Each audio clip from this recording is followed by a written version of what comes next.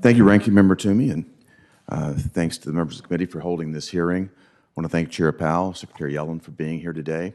Chair Powell, I'd just like to also acknowledge you. You and I have talked extensively about my concerns about the inflation in the economy. We spoke about this in February, and we spoke about it in depth during our hearing in July. I'm very pleased to see the Fed beginning to lay the groundwork now to address inflation in our economy, and for that I want to thank you. Secretary Yellen, I'd like to turn my attention to you, and if we might speak about the $3.5 trillion transformation of the U.S. economy that's being proposed right now that we're going to be expected to vote upon very soon.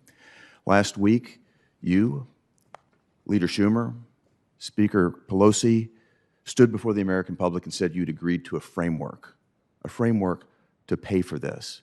Could you tell us what's in this framework? Well, it was essentially a list of ideas where there's support from the House, the Senate, and the White House for how revenue could be raised that would be sufficient to cover the expense of programs under consideration.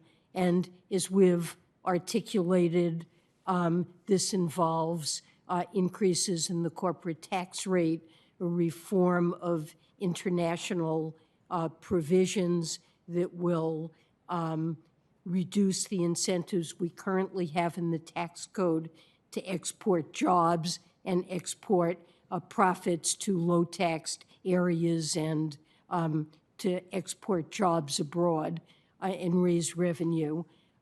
Additional revenue raised from high-tax, high-income individuals, well above $400,000, for example, by raising back the highest income tax rate to where it was before 2017, and will go in 2026 under current law to increase the tax rate on capital gains.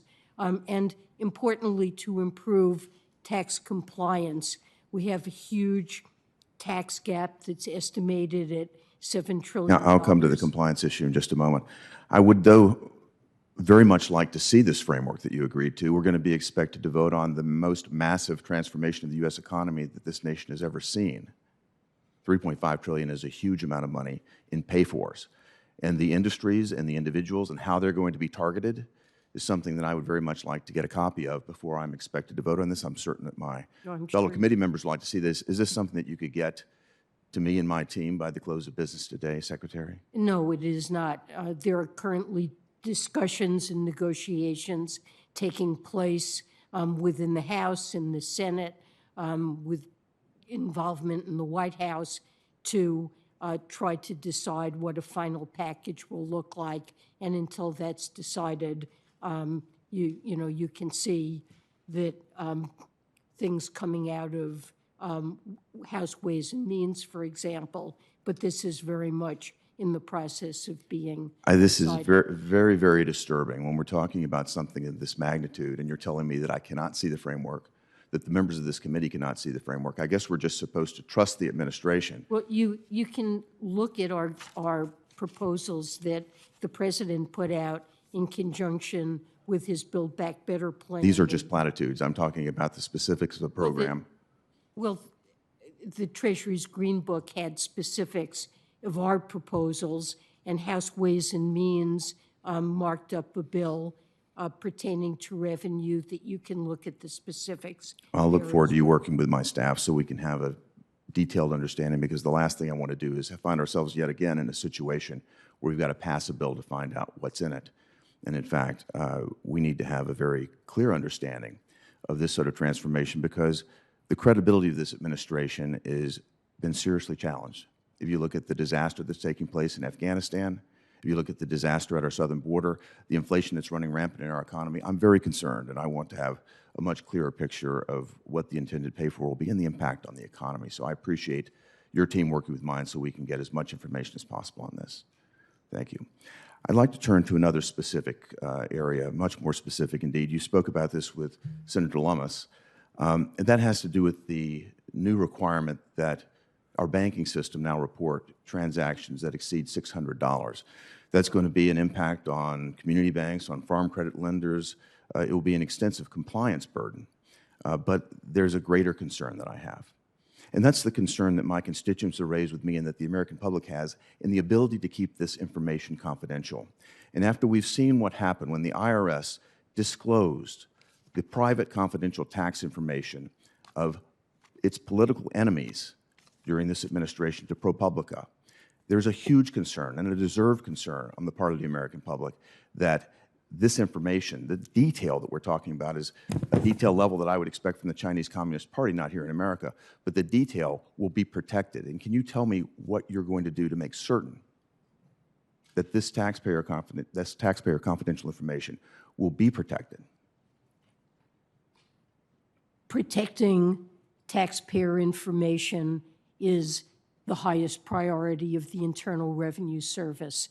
The ProPublica information represented in a legal revelation of taxpayer information. It's an illegal act, and it is being investigated thoroughly by independent entities, law enforcement, and the Inspector Generals of Treasury and the IRS, and there really can't be tolerance for that. We are proposing to invest in the IRS so that they can modernize their systems and put in place better controls that will protect taxpayer information. Just to be clear, we do not know that the ProPublica information came from the IRS. That hasn't been established.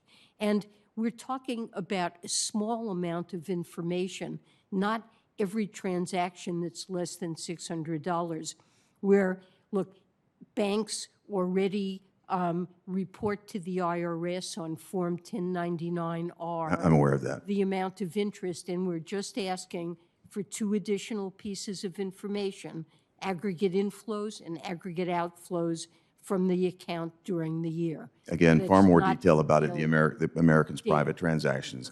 And again, I will say I appreciate the fact that you're looking for accountability within the IRS. We've seen a great lack of accountability in this administration. You just look at what's happened in Afghanistan, zero accountability. Look at what's happened at our border, zero accountability. The American public is concerned, and I very much appreciate the efforts that you're taking, and I hope that you get to the bottom of this so it never happens again. Thank you, Madam Secretary. Senator Warnock from Georgia is recognized.